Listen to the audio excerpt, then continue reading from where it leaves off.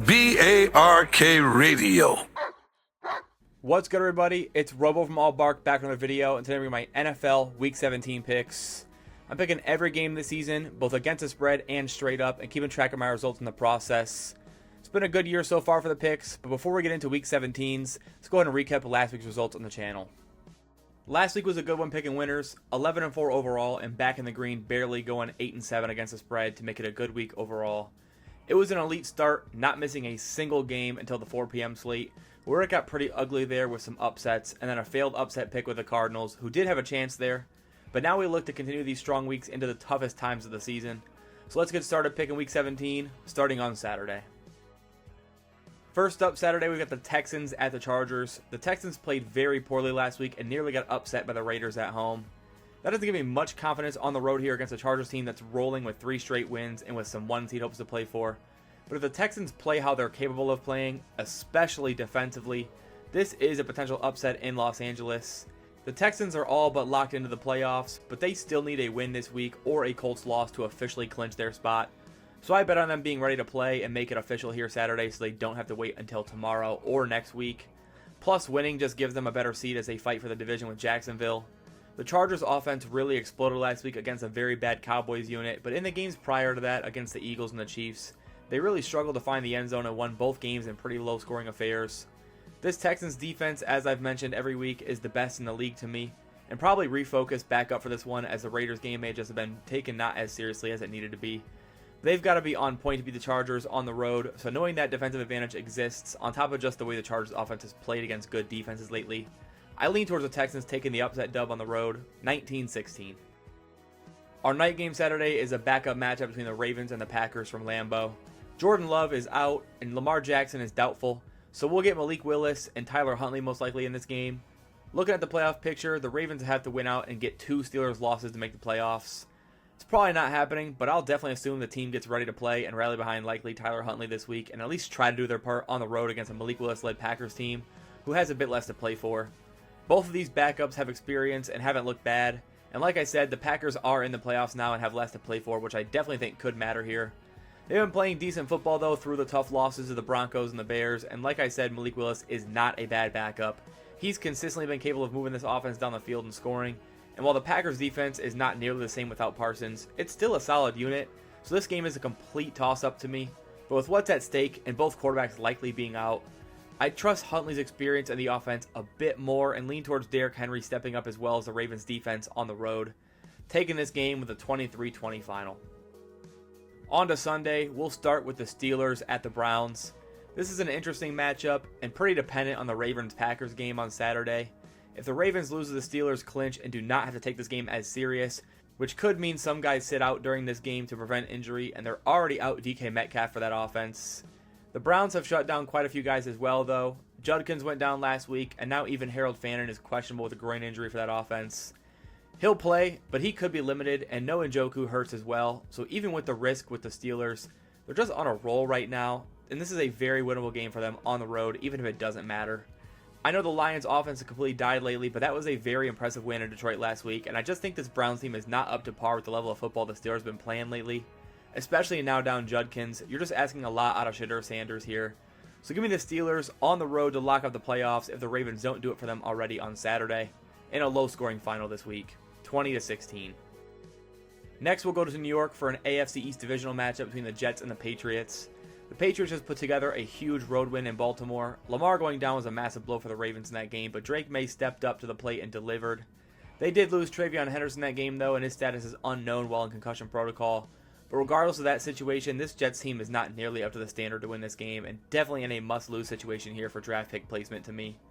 I think the Patriots can really dominate this game on both sides of the ball if they play up to it, but especially defensively. The Jets gave up an absurd amount of sacks last week and don't have the coverage skills this Patriots secondary has, which can lead to even more pressure in that pocket on Brady Cook. I just don't really see much success here at all for the Jets unless the Pats come out super flat. But Drake May is fighting for an MVP case alongside Matthew Stafford and maybe Josh Allen right now. The passing game is still looking good, and I just don't think the Jets defense is going to be able to do enough to slow them down in this game. So give me the Pats on the road to win this one pretty big, 27-10. The New Orleans Saints have won 3 straight games and now look to make it 4 as they go on the road this week to Tennessee to take on the late surging Titans. Both Cam Ward and Tyler Shough have been balling lately, but especially Shough to me as he's looked like the part of a franchise guy. And despite showing up late on the injury report, it does look like Chris Olave is going to play this week, which is great news for Shough, extending that streak of strong performances. This is a tougher game now for the Saints though, with Ward playing so well and the Titans picking up their level of play coming off the Browns win and the home win over the Chiefs last week. But the Saints defense has looked very good as well lately. Honestly better than the banged up Chiefs unit that this Titans team saw last week, and they just look like the better team right now and more trustworthy between these two. This is a true toss-up game to me with both sides playing their best ball, but I just think we've seen more out of New Orleans across the season. They've got the better defense to me and a more consistent offense. So I'll take them to pick up win number 6 and continue rolling to end the season, 24-20 in Tennessee. Now to the AFC South, we've got the Jaguars on the road at the Colts. The Colts are coming into this game losing 5 straight games and now being virtually eliminated from the playoff contention. Now at just 1% chance to make the playoffs, needing to win both remaining games and get a ridiculous amount of help along the way to sneak in. So knowing that it is all but over, I honestly doubt they play with much passion this week. And even if so, they absolutely had to have that game last week against the Niners and couldn't even force a single punt as Brock Purdy absolutely torched them.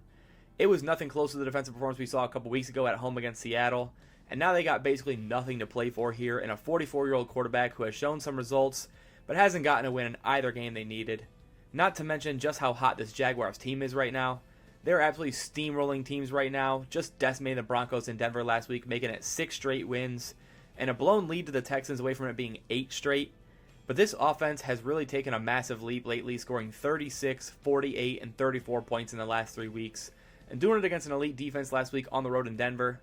I just see no reason to fade them right now in this spot, so I'll take them here, 27-17. This week is a huge one for the Tampa Bay Buccaneers as they go on the road to Miami. A Bucs loss and a Panthers win this week, and the Bucs are officially eliminated from the playoffs. So they absolutely need to win this game and not give the Panthers that chance this week. And to be completely honest, I don't really see that happening for the Panthers. It just makes sense logically to have this playoff spot come down to next week's showdown in Tampa. Winner takes the division crown and heads to the playoff as the 4 seed. But looking at this matchup specifically, the Bucs have been playing pretty bad football and do not really deserve much trust. But things have not gone well for the Dolphins lately as they've lost 2 in a row, benched Tua for Ewers, and his debut was not pretty last week, throwing a couple of picks and getting destroyed by the Bengals who nearly hung 50 on them. So even with the Bucs struggling lately, they've got a lot of their weapons back healthy and now face a defense that's looked completely lifeless lately and a rookie quarterback who does not look like he's ready to win games at the NFL level. And with so much on the line for Tampa too, I just think this is a can't-lose spot for Tampa, and I think it's worth taking them to cover in that spot. So I'll go with a 31-21 final for the Buccaneers. Now building off of that Bucs game, the Panthers have a small chance to clinch the division this week if the Bucs lose and the Panthers win this week's matchup at home against the Seahawks. But it's going to be a tough one as Seattle has 1 seed hopes on the line and really cannot afford to lose this game. But with that said, this is definitely a sneaky upset for the Seahawks. The Panthers have beaten some really good teams this year and are typically pretty good at home, and they won't know the outcome of the Bucs game at all as both games kick off at 1 p.m. Eastern Sunday.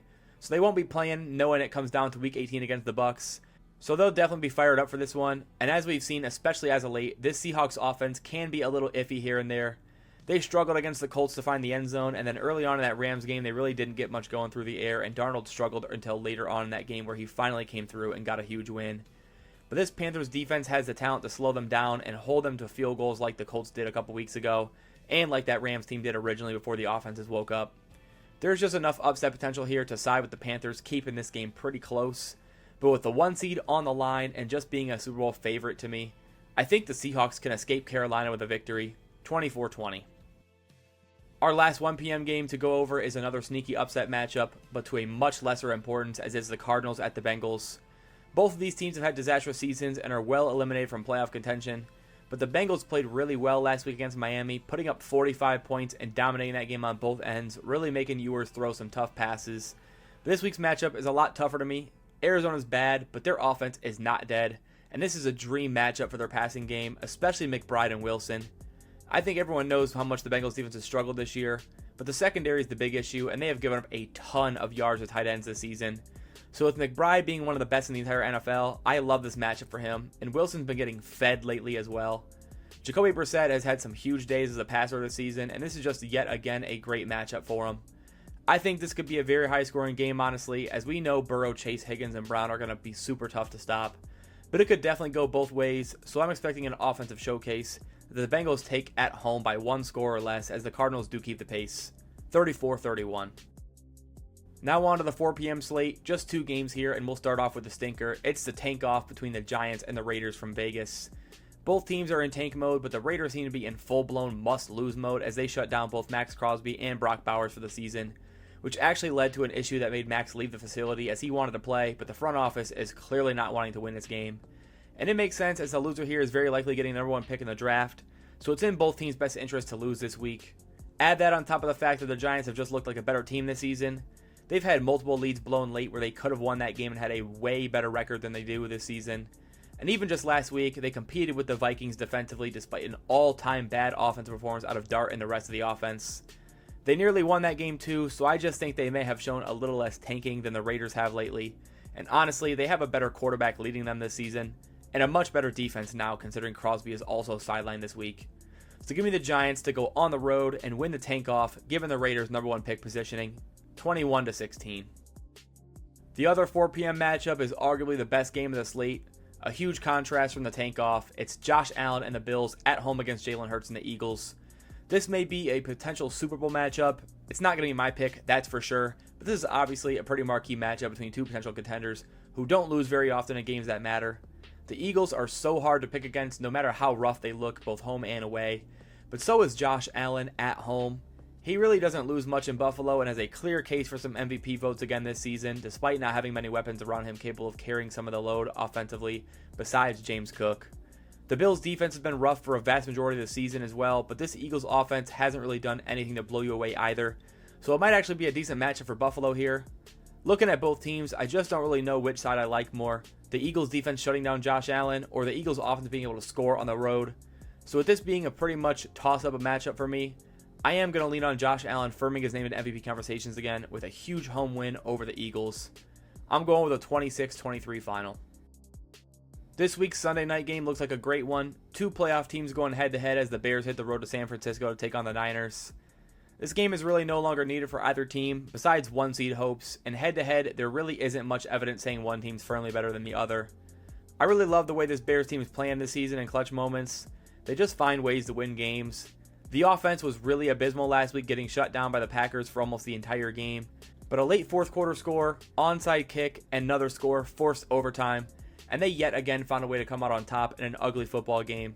And for San Fran, they just absolutely eviscerated a desperate Colts team, not punting a single time last week as Purdy threw for 5 touchdowns, and the defense did their job later in that game to seal the deal. Looking at both teams play this season, I personally think the Niners are slightly better, or at worst, it's a fairly even matchup.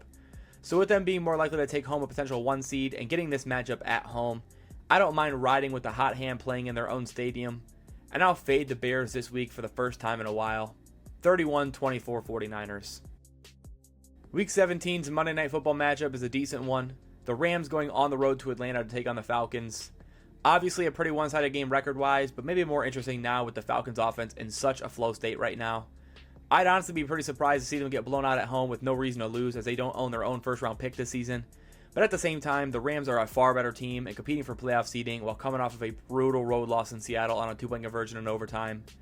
The division is still winnable as well if they get some help with someone beating Seattle, but I think regardless, they're just a better team than Atlanta and should come into this game pretty fired up to get back in the win column after a heartbreak. But like I said, Kyle Pitts has been dominating lately, Kirk Cousins is rolling a little bit, and Bijan Robinson is a freak of a weapon. This offense has gotten really hard to stop, and even though the Rams have been a good defense this season, I don't really think this secondary is going to play super well to shut down Atlanta and blow them out of this game. I think Atlanta has a chance to here pull off an upset. That said though, this Rams team just has so much to play for, and Stafford is my MVP right now. If it comes down to it late, I trust him to win the game, so give me the Rams on the road, 28-23. That's it for my Week 17 picks. Let me know your thoughts on any of these games down in the comments below. As always, thanks for watching. Feel free to like and subscribe if you haven't already, and I'll see you guys in the next one. Peace. BARK Radio.